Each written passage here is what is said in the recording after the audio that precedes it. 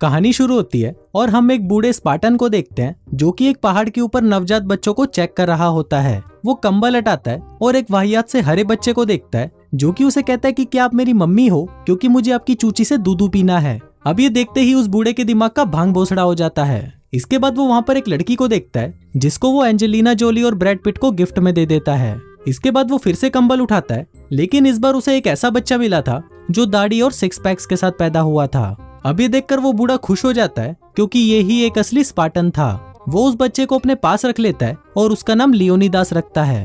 अब ऐसे ही कुछ साल बीत जाते हैं और हम देखते हैं कि लियोनिदास की दादी उसको मर्द बनने की ट्रेनिंग करवाती है। इसी दौरान वो दादी के मुंह पर एक मुक्का मारता है और उसकी दादी का पूरा जबड़ा ही बाहर निकल जाता है। अब ऐसे ही कुछ साल और बीत जाते हैं और हम देखते हैं कि लियोनिदास अब बड़ा हो चुका है, लेकिन अभी तक उसकी ट्रेनिंग खत्म नहीं हुई।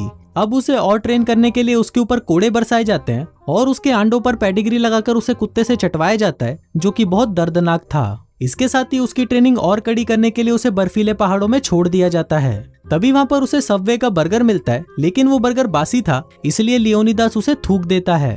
फिर कुछ देर बाद वहाँ पर उन पहाड़ों में रहने वाला सबसे खतरनाक जानवर पेंगुइन आता है, जो कि इंसानों को मारने में 1 सेकंड का भी टाइम नहीं लगाता था। लेकिन इस बार वो लियोनिदास के सामने चूतियों की तरह नाचने लगता है, जिसका फायदा उठाकर लियोनिदास उसे मार डालता है। इसके बाद लियोनिदास उस पेंगुइन की खाल को पहनकर अपने महल में वापस आता है, क्योंकि अब वो वहाँ का राजा बन चुका था। वहीं सभी लोग उसके सामने सर झुकाकर उसका सम्मान करते हैं। तभी वहाँ पर चूसली आती है और उसके लिए डांस पेश करती है।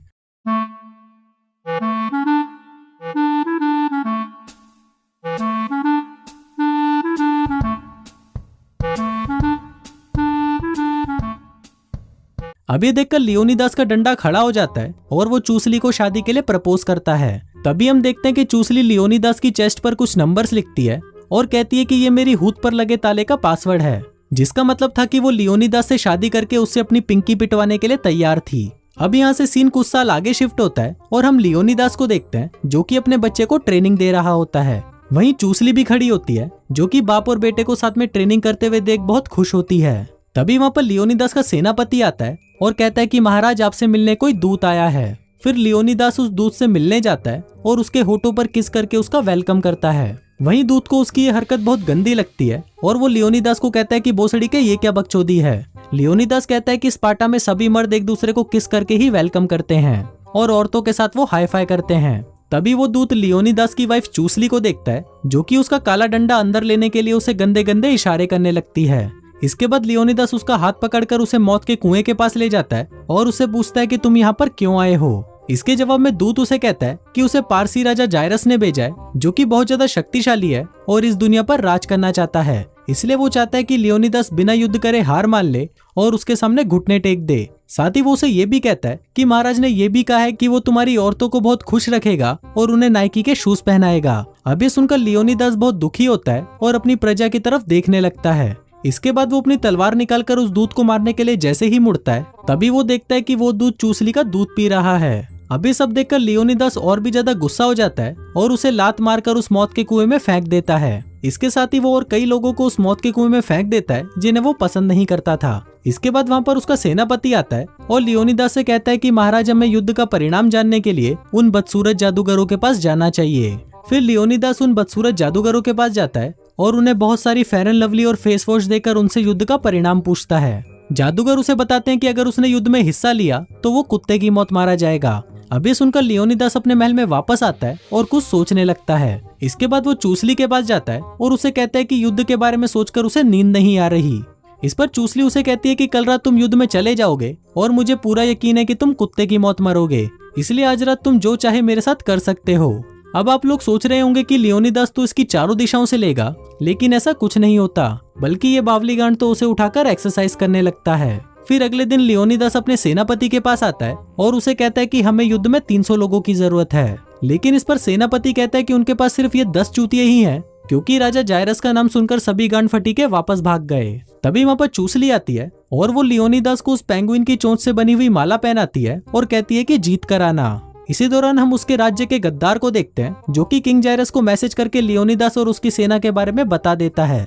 इसके बाद लियोनिदास अपनी सेना को तैयार करके नाचते गाते हुए युद्ध की तरफ निकल पड़ता है।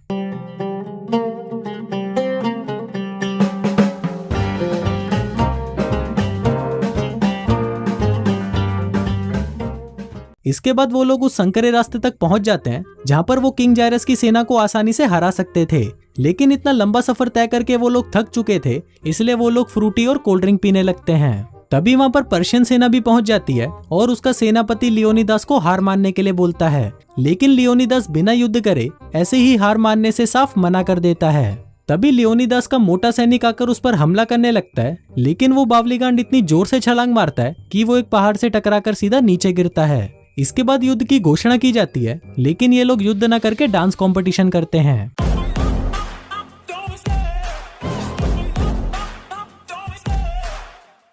I love the chase and the hunt and I set the pace when I'm running. I always take what I want and I always give it 100. Don't need a bank, no I'm funded. Play the game like it's nothing. I'm always thankful for something. Don't take for granted, stay humble. Now wake up, it's time to look.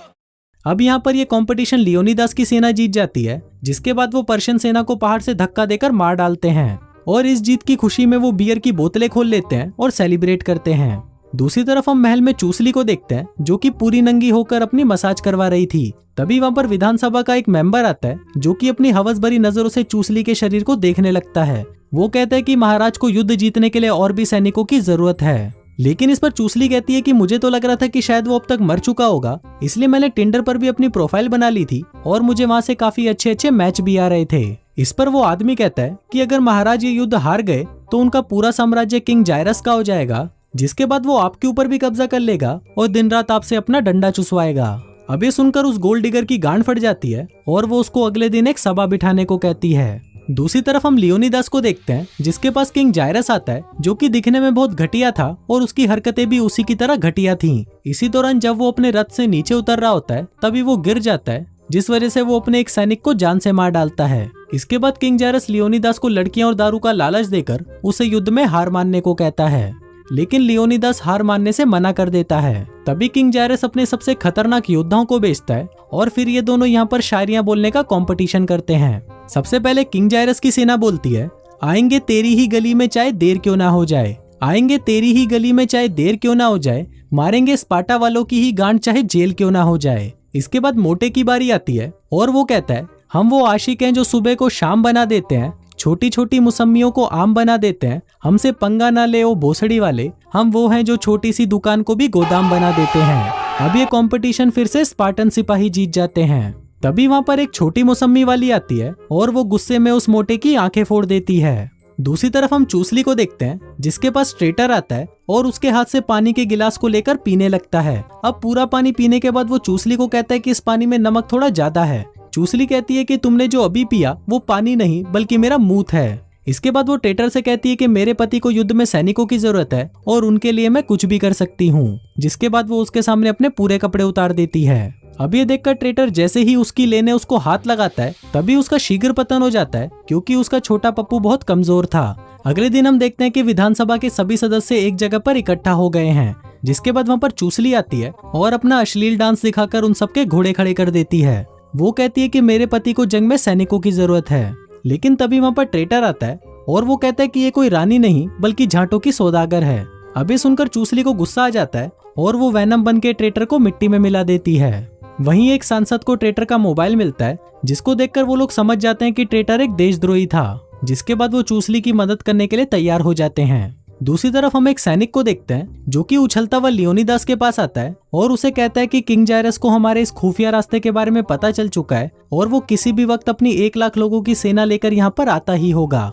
अभी सुनकर Leonidas अपने अंधे सिपाही के पास जाता है और उसे अपनी पेंगुइन की चोंच निकाल कर देता है और कहता है कि इसे जाकर रानी चूसली को दे देना। तभी वहाँ पर जायरस और उसकी सेना पहुंच जाती है और किंग जायरस लियोनिदास को अपने आगे झुकने को कहता है, लेकिन इस पर लियोनिदास उसे मना कर देता है। तभी किंग जायरस अपना मोटा दिमाग चलाने के बाद लियोनिदास से कहता है कि देखो तुम्हारे शूज खुले हैं। अब जैसे ही लियोनिदास अपने शूज बांधने के लिए नीचे झुकता है, तभी किंग जायरस उसे कहता है कि देखो मैंने तुम्हें अपने आगे झुका ही दिया। अब वो इस खुशी में हाई फाई करता है, लेकिन ये देखकर स्पार्टन्स उस पर हंसने लग जाते हैं क्योंकि उनके देश में हाई फाई सिर्फ लड़कियां ही करती थी। अब ये देखकर किंग जायरस को गुस्सा आ जाता है और फिर वो कॉल करके अपनी 1 लाख की सेना को यहाँ पर बुला लेता है। लेकिन तभी हम देखते हैं कि वहाँ पर 2 आदमी आते हैं और वो अपने साथ एक ब्लू स्क्रीन लेकर आते हैं। अभी देखकर लियोनिदास सोचने लगता है कि ये पागल तो नहीं हो गया और ये क्या बकचोदी कर रहा है। लेकिन तभी उसी स्क्रीन पर 1 लाख सैनिक आ जाते हैं, जिसको देखकर लियोनिदास की सेना की फट जाती है। लेकिन फिर भी वो लोग हिम्मत करके जायरस की सेना पर हमला कर देते हैं।